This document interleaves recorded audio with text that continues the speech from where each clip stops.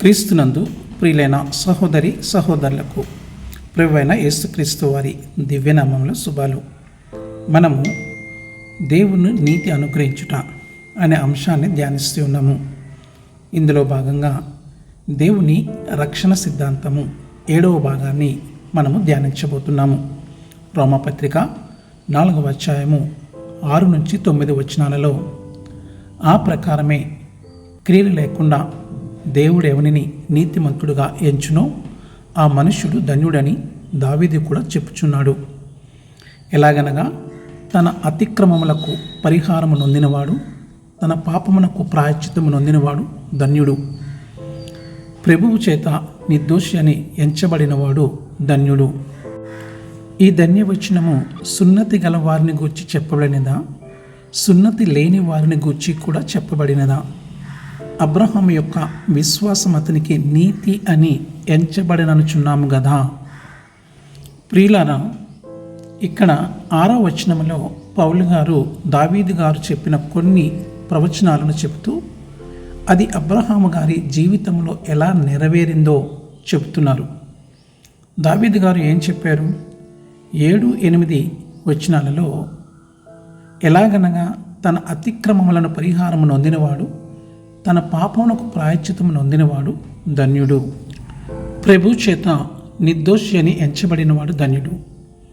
ఈ విషయాలు పాత నిబంధనలో కీర్తనలు 32వ అధ్యాయము 1-2 వచనాలలో చెప్పబడ్డాయి. ఇక్కడ అతిక్రమములకు పరిహారము పొందినవాడు, పాపమునకు ప్రాయశ్చిత్తం పొందినవాడు, ప్రభు చేత నిర్దోషి అని పిలువబడినవాడు ఎవరు? అబ్రహాము గారు. మరి మీరు అనొచ్చు, అబ్రహాము గారు ఏ అతిక్రమములను చేశారు? అవి వ్రాయబడలేదు కదా. కారణము, అబ్రహాము గారు తన దోషాలకు పరిహారము పొందినది ఇంకా సున్నతి అనే దానిని పొందక మునుపే. ఆదికాండము 15వ అధ్యాయంలో అంతకుముందు ఏమై ఉందో బైబిల్లో వ్రాయబడలేదు, కానీ 3వ అధ్యాయంలో మన ధ్యానం చేసిన విధముగా భూమి మీద పుట్టిన ప్రతి మనిషి పాపే, నేరస్తుడే. కాబట్టి దాని ప్రకారము అబ్రహాము గారు కూడా పాపే. అందుకే ఈ అతిక్రమాలు, పాపములు దేవుడు తన ఉచిత కృపతో క్షమించేశారు, అతనిని నిర్దోషిగా ఎంచారు. కారణము, ఆదికాండము 15వ అధ్యాయం 6వ వచనంలో అబ్రహాము దేవుని నమ్మెను, అది అతనికి నీతిగా ఎంచబడెను అనగా దేవుడు అతనిని నీతిమంతుడుగా తీర్చారు. ఎందువలన? ఆయన చేసిన మంచి పనుల వలన కానే కాదు, కేవలము నమ్మి విశ్వసించినందువలన. ప్రియ దైవజనమా, దేవుడు చాలా చాలా దయాళుడు. అందుకే మనము అర్హులము, నమ్మదగిన వారము, మంచివారము కాకపోయినా మనలను ప్రేమించి మనకు తన రక్షణను ప్రసాదించారు. దేవుడు తన్ను నమ్మిన వారికి ఉచిత కృపావరములు ఇవ్వడం అంటే చాలా ఇష్టం. అంతేకాని వారు మంచివారని ఎంత మాత్రము కాదు, వారు మంచి పనులు చేశారు కాబట్టి వారు అర్హులని ఎంత మాత్రము కాదు. ఇక్కడ అబ్రహాము గారి పట్ల కూడా అదే జరిగింది. అబ్రహాము గారు తనను మనస వాచ కర్మేణ నమ్మారు కాబట్టి తన ఉచిత కృపావరము అనగా నీతిమంతులుగా తీర్చారు, ఉచితముగా ఇచ్చారు. ఇక్కడ నిర్దోషులుగా ఎంచడము అంటే అంతకుముందు వారు చేసిన పాపములను ఇక ఆయన తీసివేసి ఇకను వాటిని గుర్తుకు చేసుకోకపోవడము. 8వ అధ్యాయము 33-34 వచనాలు. 33వ వచనములో దేవుని చేత ఏర్పరచబడిన వారి మీద నేరము మోపువాడెవడు? నీతిమంతులుగా తీర్చువాడు దేవుడే. 34వ వచనములో శిక్ష విధించువాడెవడు? చనిపోయిన క్రీస్తు యేసే. అంతేకాదు, మృతుల నుండి లేచిన వాడును, దేవుని కుడిపార్శ్వమున ఉన్నవాడును, మన కొరకు విజ్ఞాపన కూడా చేయవాడును ఆయనే. ప్రియ సహోదరి సహోదరుడా, ఇక్కడ జాగ్రత్తగా పరిశీలిస్తే దేవుడు ఎన్నుకున్న వారి మీద ఎవరు నేరము మోపుతారో వారిని నిర్దోషులుగా ఎంచే దేవుడే. ఎవరు శిక్ష విధిస్తారో వారి కోసము చనిపోయిన క్రీస్తే. కాబట్టి ఇక్కడ నిర్దోషులుగా చేయడము అనేది దేవుని యొక్క ఉచిత కృప లేక కృపావరము. ఈ కృపావరాల కోసము ఒక విషయం చెప్పాలని ఆశ కలిగి ఉన్నాను. దేవునికి కృపావరములు ఇవ్వడం అంటే ఇష్టము, ఇస్తారు కానీ మరలా తీసుకోరు.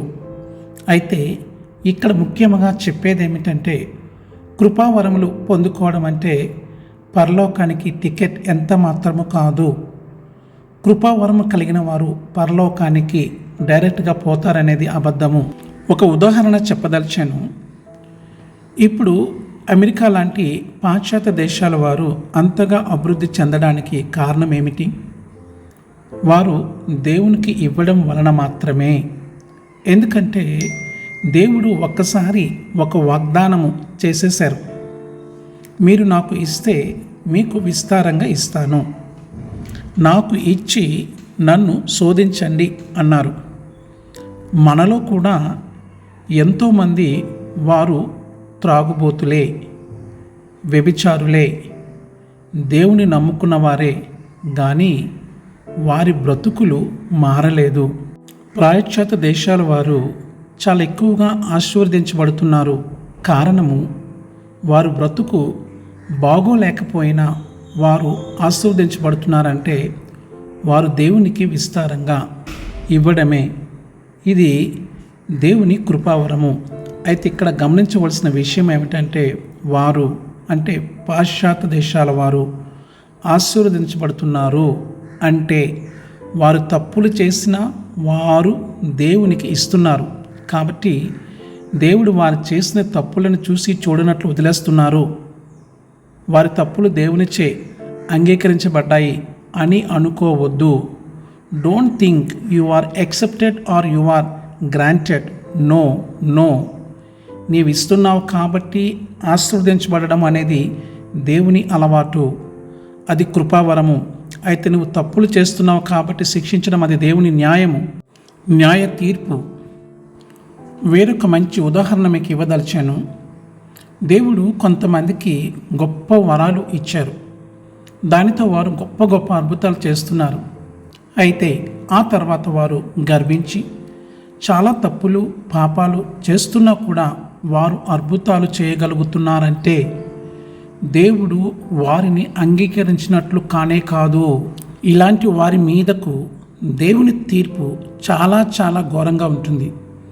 2 కాదు 7 శిక్ష ఉండొచ్చు అని నా ఉద్దేశం. కాబట్టి దేవుడు తన స్వభావానికి వ్యతిరేకంగా ఏమీ చేయలేరు. కృపావరాలు ఉచితంగా ఇవ్వడము ఆయనకు ఇష్టము. స్నేహితులారా, ఇక్కడ ఒక విషయాన్ని గ్రహించండి. ఉచితముగా అర్హులు కాకపోయినా నీతిమంతులుగా తీర్చడము దేవునికి ఇష్టము, అంతే. ఇక ఆ తర్వాత వచనాలు చూసుకుంటే మరి ఈ దీవెన లేక కృపావరము కేవలము సున్నతి పొందిన వారికా లేక సున్నతి పొందిన వారికి కూడానా? సున్నతి లేని వారికి కూడా ఈ ధన్యత కలదు. ఇక్కడ సున్నతి పొందిన వారు అనగా యూదులు మరియు అబ్రహాము సంతానానికి, సున్నతి పొందని వారు అనగా అన్యజనులు. గత భాగాలలో ధ్యానం చేసిన విధముగా ఈ ధన్యత అతనికి ఎప్పుడు కలిగింది అంటే అబ్రహాము గారికి ఎప్పుడు కలిగింది? సున్నతి పొందినప్పుడా, సున్నతి పొందనప్పుడా? ఆదికాండం 15వ అధ్యాయంలో దేవుడు అతనిని నీతిమంతుడుగా తీర్చితే 17వ అధ్యాయంలో అతను సున్నతి పొందాడు. 11వ వచనంలో మరియు సున్నతి లేని వారైనను నమ్మిన వారందరికీ అతను తండ్రి ఎగుట వలన వారికి నీతి ఆరోపించుటకై అతను సున్నతి పొందక మునుపు తనకు కలిగిన విశ్వాసం వలననైన నీతికి ముద్రగా సున్నతి అను గుర్తు పొందెను. ఈ వచనాన్ని లోతుగా పరిశీలిద్దాము. సున్నతి పొందకముందే విశ్వాసం వల్లే అబ్రహాముకు ఎంచబడిన నిర్దోషత్వానికి ముద్రగా సున్నతి అనే గుర్తు పొందాడు. సున్నతి లేకపోయినా నమ్మే వారందరూ కూడా లెక్కలోకి నిర్దోషులుగా వచ్చేలా వారికి ఈ విధంగా అబ్రహాము తండ్రిగా ఉన్నాడు. చూసారా, సున్నతిని పొందక మునిపే నిర్దోషత్వానికి ముద్రగా సున్నతి పొందారు.